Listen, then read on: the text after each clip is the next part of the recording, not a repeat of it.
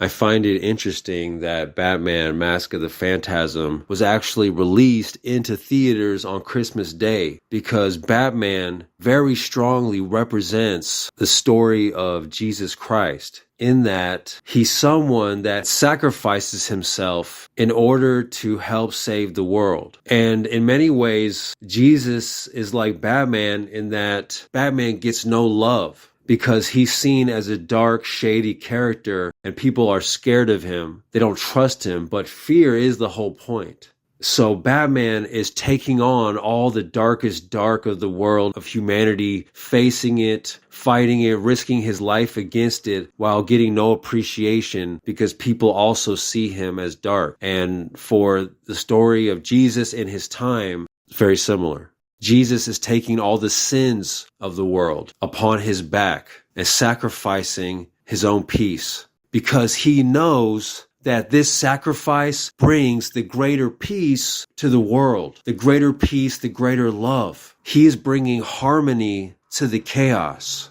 In Mask of the Phantasm, there is also this strong theme of death and rebirth. Bruce's parents die, which causes a kind of spiritual death inside Bruce, where he dies and then he slowly is reborn as somebody else and eventually gets reborn as a godlike figure, Batman. Godlike in the sense that he is extremely powerful, more than just a man. The hand of God, very similar to Edmond Dantes in Count of Monte Cristo. By Edmond Dantes getting the treasure, he also becomes more than just a man, somewhat, you might say, godlike. The Phantasm herself represents death and the fear of death. Not just the fear, but the want for revenge, the hate that it can bring out, which is actually from the love. When the love gets tainted, it can turn to hate, but really underneath all that, there is a love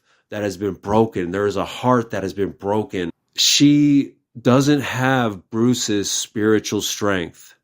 That's why she turns to the dark side.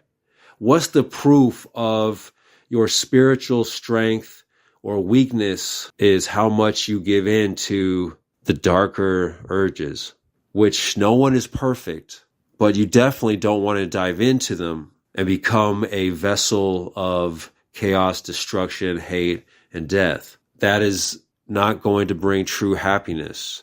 And no matter who you are, deep down, there is the human innate need for true peace, happiness, and harmony. There's a true desire for the light, though some people lose hope. And then when they do, they may turn to the dark side. They lose hope, they lose faith. Behind every great man is a greater faith. The will to live is an act of faith. That would make Joker, quote unquote, the devil, that which has been put in a negative light, the opposing spirit, where Batman and Jesus represent peace and harmony. The so-called devil, the Joker, represents chaos and discord, disharmony, negativity, a distortion of what is truly the highest reality, one based in love. And that is why Batman, as a symbol, as a character, will always prevail, because love is the greatest motivation of all, greater than anything, greater than someone's greed, greater than someone's hate, greater than someone's fear. Of course, it must also be balanced with rationality and reason. What would you not do out of your deepest love?